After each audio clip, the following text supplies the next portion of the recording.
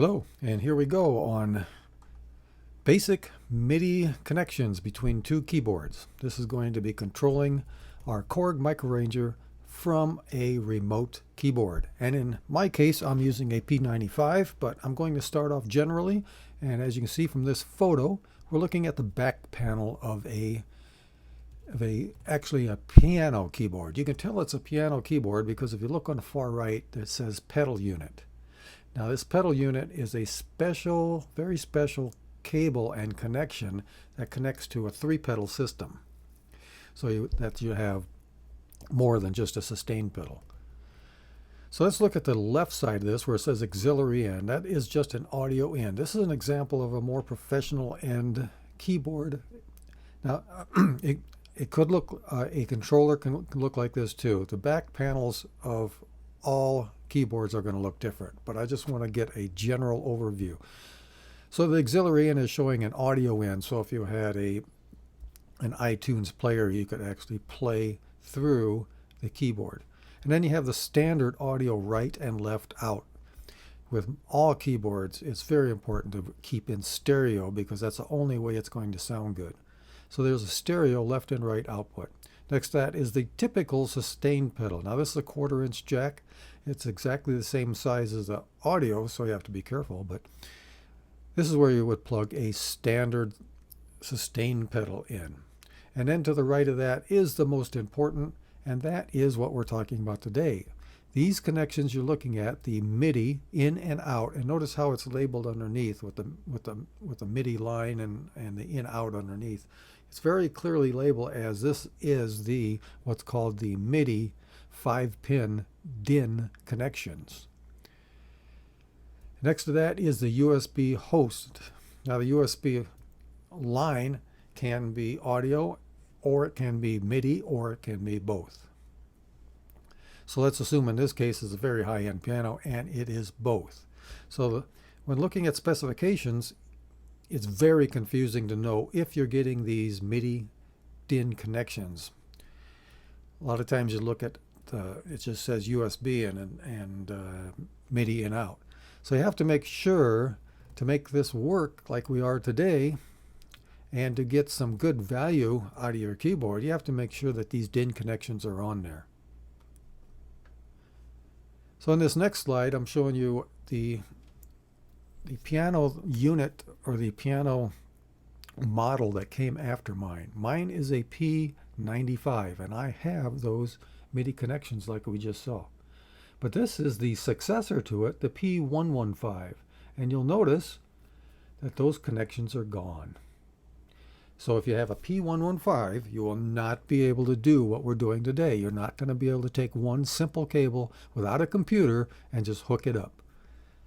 So that's the new wave of the future here, is where they're leaving those off, and you have to spend a lot of money on a keyboard before you can get one. Very disappointing. Now out there right now is a keyboard controller. Now the controller is something that only controls. It doesn't have any internal sounds of its own. It only controls other keyboard. There is a keyboard out there made by, and I can't remember the name right now, but it's an 88 weighted key controller, and it does have the standard MIDI connections that we need today. So they're still being made, and it's $400.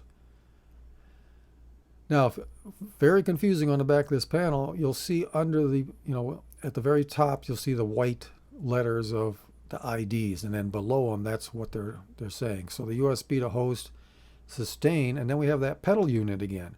So don't confuse this multi-pin connection with the MIDI DIN connections. It's obviously a pedal unit. It's not labeled MIDI in and out. So don't get confused with that connection. This picture here is the standard MIDI 5-pin connection, and that's what we need today to hook up my P95 to the Korg. And fortunately for us, the Korg has MIDI in and out. As you can see, we have phones, we have an audio input, we have the right and left audio outputs, We have the dampener pedal, or the sustain pedal, and we have an assignable foot pedal. And then next to that, you can see MIDI in and out, and those 5-pin connections. And that is what you're looking for on the back of your controller, because we're going to connect the MIDI out of the controller to the MIDI in on this Korg. Now next to the Korg is the power plug and the SD data card. One thing you'll see missing on here, what is it? It's the USB connection. And you go, oh my God, there's no USB connection. I can never connect this to my computer. Wrong. This is the configuration all keyboards should come in. And if the USB, they want to put a USB on there, they can, but if anything, the USB should be optional. This should be the standard panel for every single keyboard. And why is that? Because this doesn't have a USB connection. It is a very simple cable to buy. For $30, you can hook into the MIDI in and out, and then on the other side of the cable will be a USB connection which can go directly to your computer. So as you can see, we're very, very lucky with this Korg to have a MIDI in, because you will have to, if you don't buy this one, you're going to have to spend about $1,000 on a Arranger to get MIDI in connections. Very strange market. So let's move on after this, and I'm going to show you the MIDI cable. And here's a picture of just a simple MIDI cable. It's just one cable, both ends are the same. Doesn't matter which end you plug in, they're both the same. And they got these little pins in them. Probably can't see them in the photo here. But one end goes to the MIDI out of your controller, and the other end goes to the MIDI in socket of your Korg microARRANGER. And we're going to begin our connections with our single MIDI cable, and we're going to begin with my P95 piano. So what you're looking at now is the back panel of my P95. There's very little back there. All there is a MIDI connection and a sustain pedal input. So I will be connecting my cable to the MIDI out of my P95 piano. So let's go on to the P95 piano, and I'll show you how I set that up for the MIDI software connection. So this will be the end of the hardware part of this video. We are taking the cable, plugging it into the MIDI out of the P95 piano, and we'll be plugging the other end of that cable into the Korg MIDI in.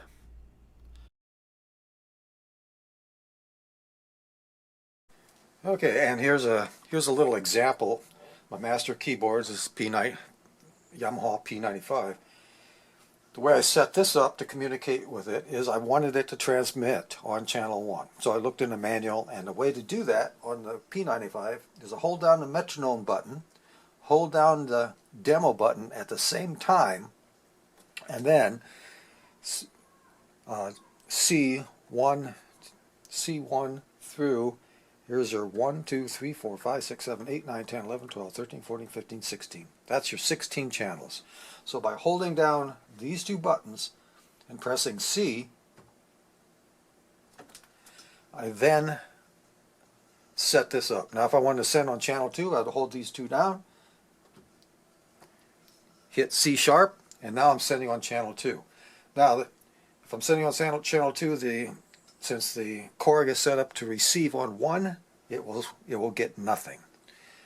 So to begin with, I made sure I'm set up on C1, and as you've seen and this is set up on C1 now, and the global setting on the Korg is now at 1. Now the physical connections again is just a MIDI cable, MIDI out from here to MIDI in on here. That's the jacks on the back.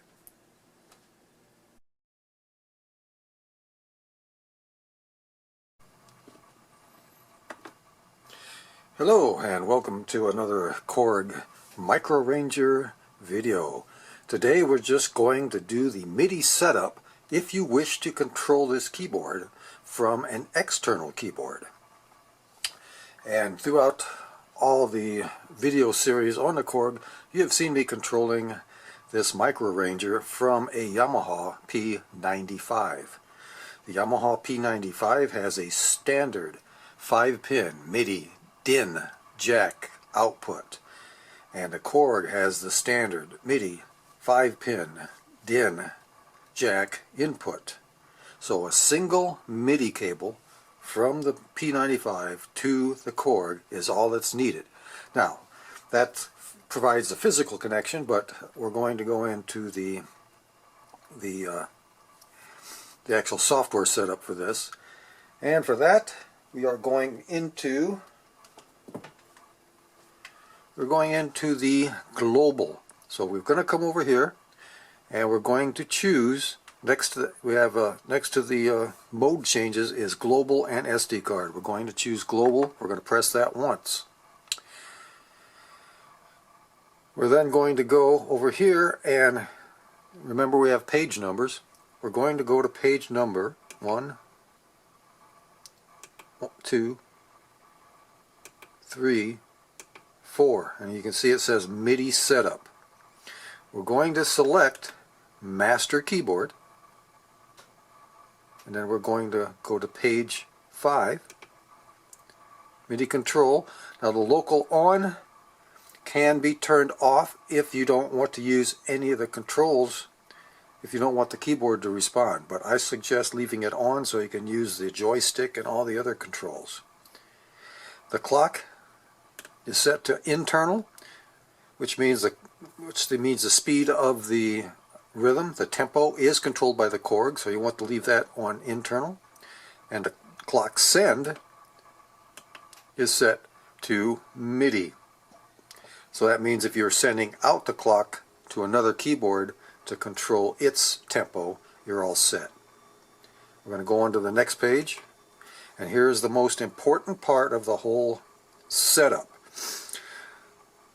To make this microARRANGER and the split functions and all the different things this does during its arranger features, it's very important to set your send channel on your control keyboard. So the P95 has been set to channel 1 to send.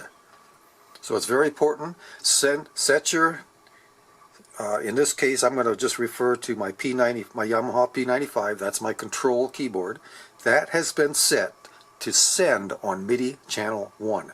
Now, depending on whatever keyboard you have, I don't know. So unfortunately, you have to consult the manual to figure out how to set your control keyboard. All I can do is show you what to set this up for receive is on the Korg. So now that we're sending from my Yamaha P95 on channel 1, now we get into here on global settings of the Korg, and on channel 1 we have set that to global.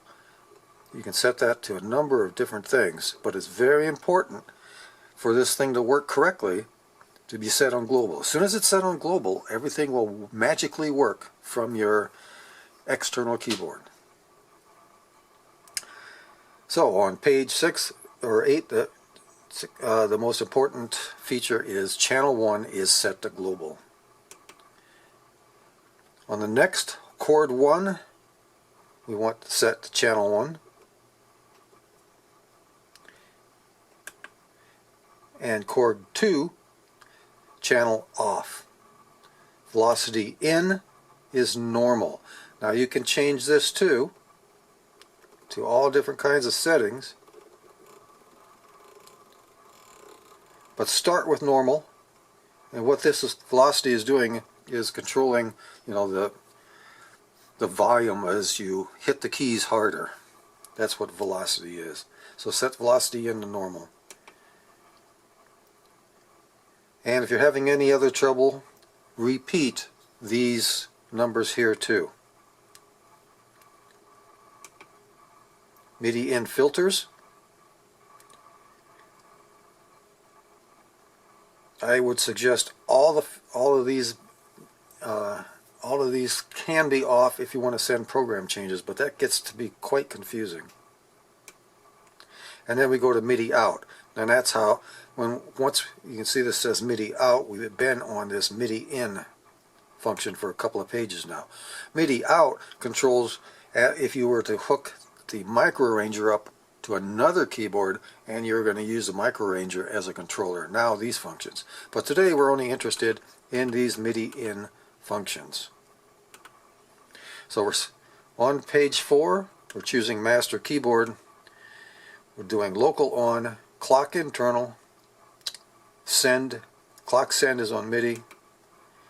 Channel 1 is set to global. All the other channels are set to off.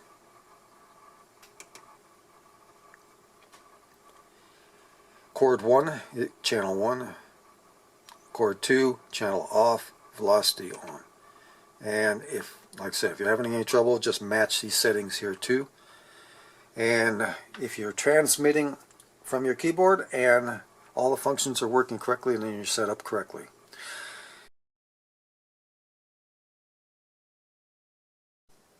Now, to have the keyboard properly set up, we will set this up on style play, split mode.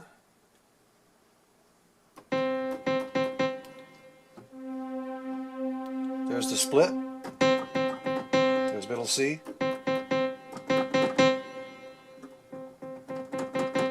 You see the velocity is working. The split is working.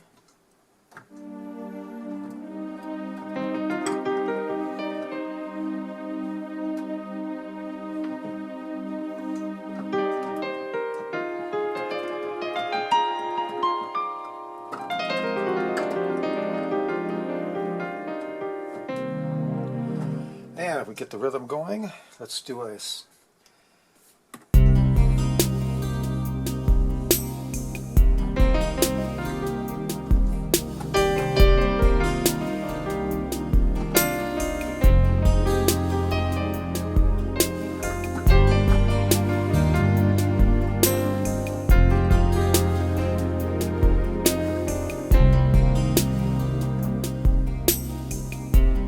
Let's go to full keyboard.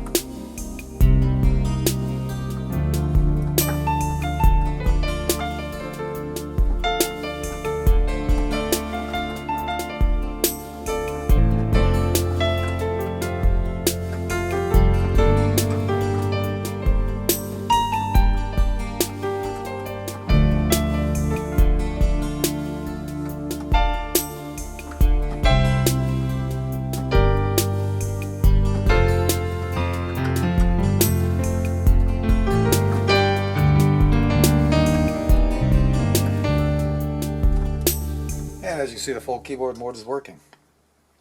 So that means my global settings and my MIDI transmit channels are all correct. Now, if you leave that controller on when we go to use our pitch bend,